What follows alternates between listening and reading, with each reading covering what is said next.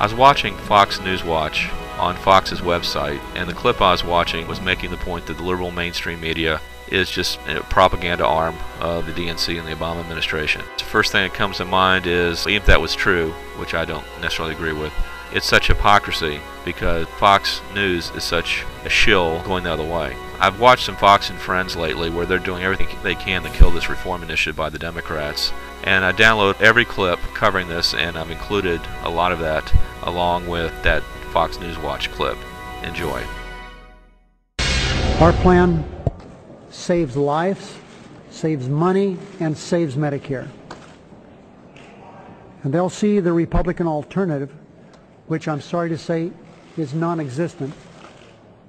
So obviously it keeps our broken system just the way it is and lets it get even worse. Senate Majority Leader Harry Reid there last week after Democrats voted to allow debate on health care reform to go forward in the full Senate. Jim, you have been following the debate on health care all year. This was a party line vote. Harry Reid is blaming Republicans there. But is it in fact his own party where he has the bigger problem, and are the press paying attention to that? Well, the press is giving pretty heavy focus to Ben Nelson and Mary Landrieu and Joe Lieberman and a few others, mostly negative because they think that they're obstructing what the mainstream media sees as a central narrative of this, which is this is not a very good bill and it won't really do any good, but we should be for it anyway, as Evan Thomas of Newsweek said.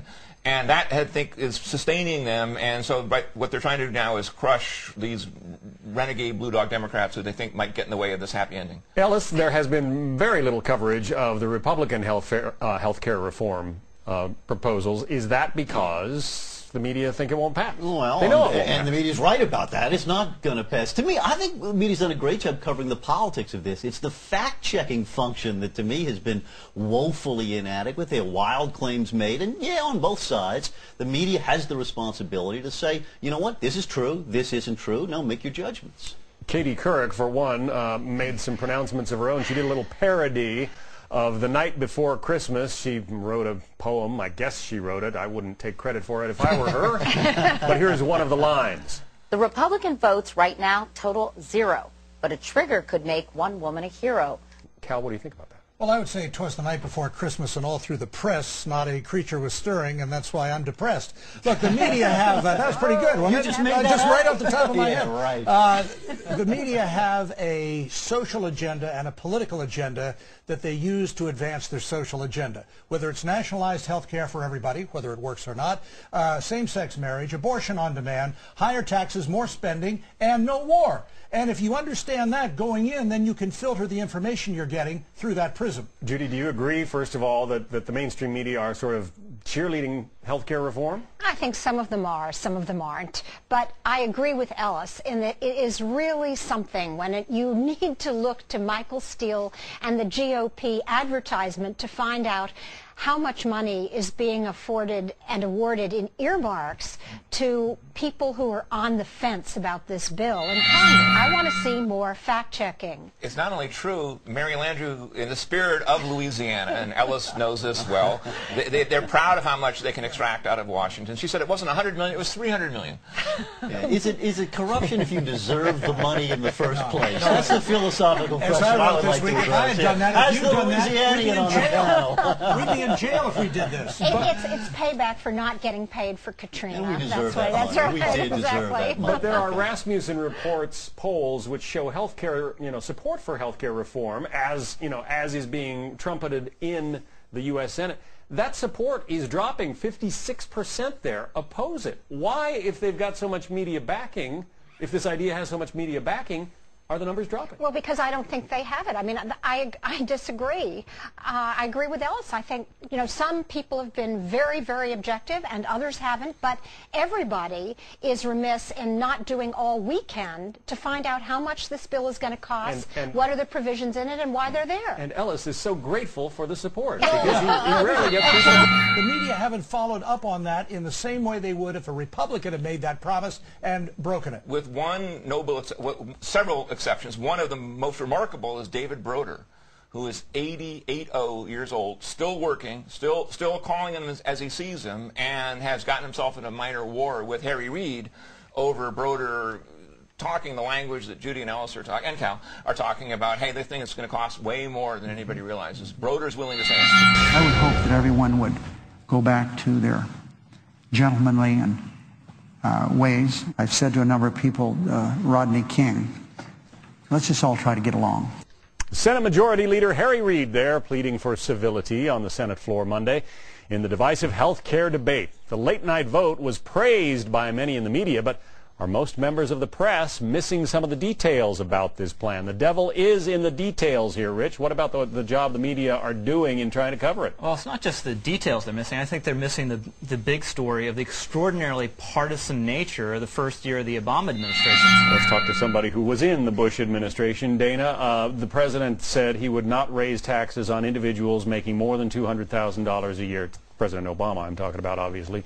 No tax increase for couples making more than $250,000. Are the press paying enough attention to those promises now? I think it was pretty remarkable, but I think that the writing was on the wall a few months ago when it seemed that if they were going to go down this path to get this bill done, that he was going to break that pledge. Promise broken by a politician, Ellis? Should we be surprised? John, I gather my co-panelists are not in favor of the health plan. Check out this new Fox News poll. It shows 54% of Americans would rather Congress do nothing about health care reform, but the Senate thinks they've come to a compromise that could work. It's to allow those 55 and older to buy into Medicare. So is this compromise bipartisan? Joining us now is Missouri Democratic Senator Claire McCaskill and South Dakota Republican Senator John Thune. So great to have both of you with me on a Friday. Good morning. Is the proposed health care legislation constitutional? Our next guest is looking at possibly suing the federal government over several concerns that he has. Our guest this morning, Florida Attorney General Bill McCollum, who's joining me from our show from Orlando to explain. Good morning, General. How are you? I'm fine. Good morning. Is this legislation violative of the United States Constitution? Is the individual mandate constitutional in your mind? Well, in my mind and in the mind of those in my staff who've looked at this, it probably is not. The Senate bill isn't a starter house, it's a sinkhole. That's what our next guest says. She has survived breast cancer 3 times and says the bill is downright dangerous. The publisher of Fire Dog Lake blog, Jane Hampshire, joins us right now live from Washington, D.C. Good morning to you, Jane. Good morning.